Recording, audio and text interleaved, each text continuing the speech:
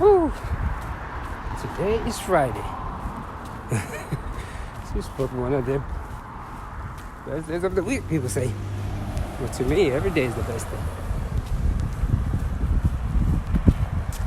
You know, it is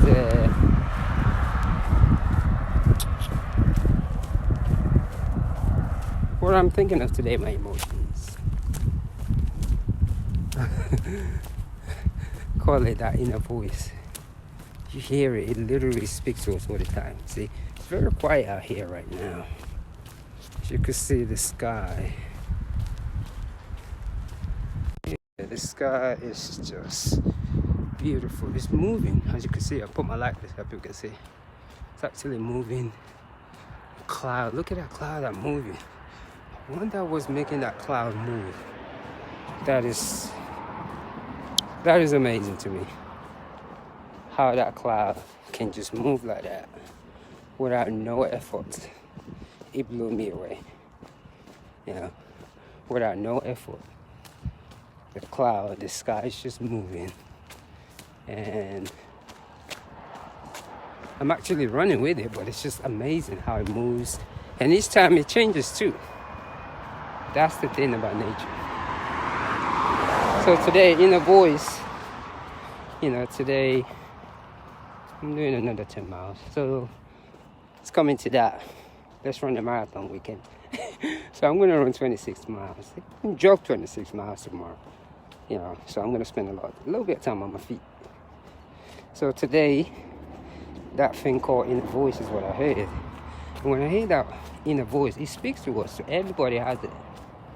Like a lot of the biscuit things that I've done in my whole entire adult life, I knew the consequences most of the time, but I just choose to ignore it because it's very easy to ignore that voice and just listen to the chatterer, should I say.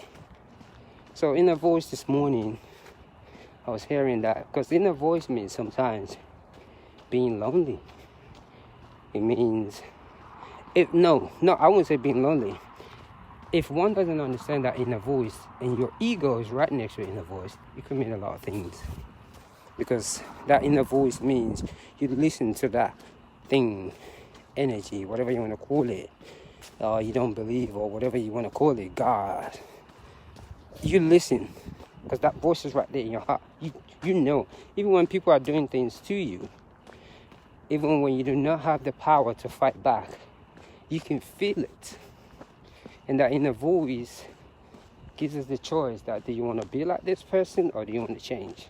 But a lot of time, it's very easy to be like our master without consciously realizing it, or like our abuser.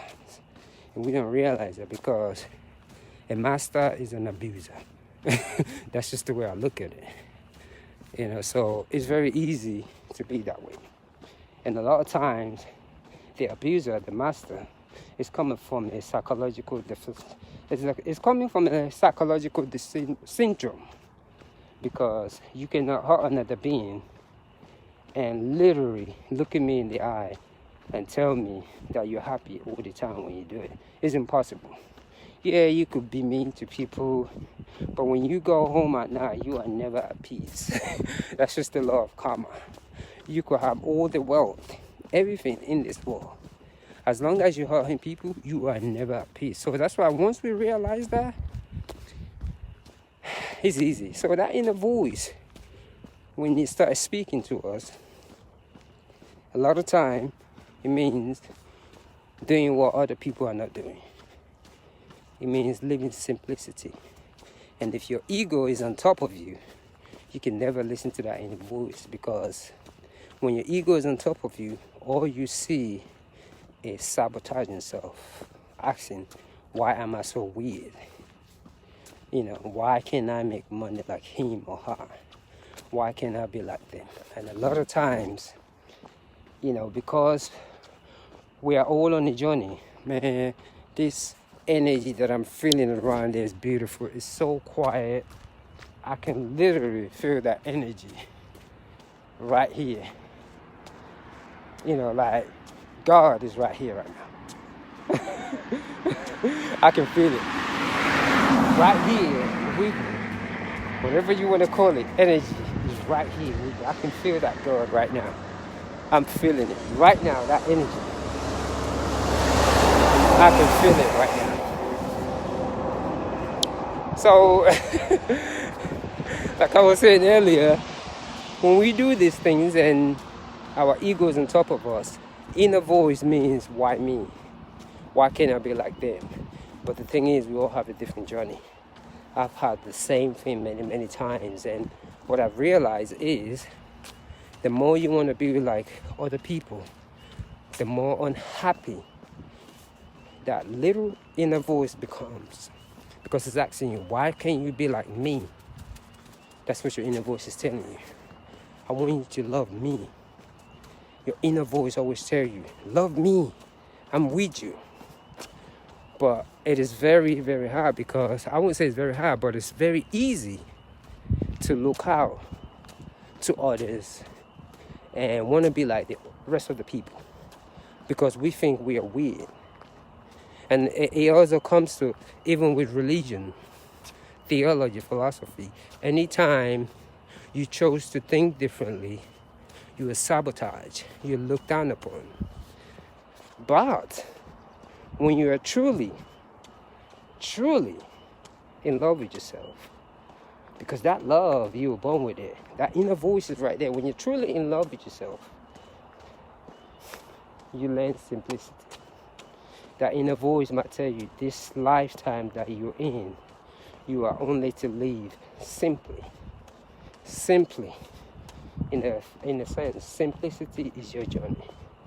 And a lot of times, that can be difficult. And that's why this whole meditative jogging, that's why I do it. Because this is not about how fast I can run it. It is the message that I'm getting from underneath my feet. It is the message of a God, a higher self. Like, for example, in the African tradition, in the Yoruba lineage that I come from, you know, they call it the Orumilas. You know, there's the word Ashe that we use. You know, just like everyone uses Amen or the word Om. So we, in the Yoruba land, have Ashe. So in a lot of times, you know, listening to that inner voice, I like how quiet this water is right here. You know, it's just a little pond over there just to see it's quiet. Yeah.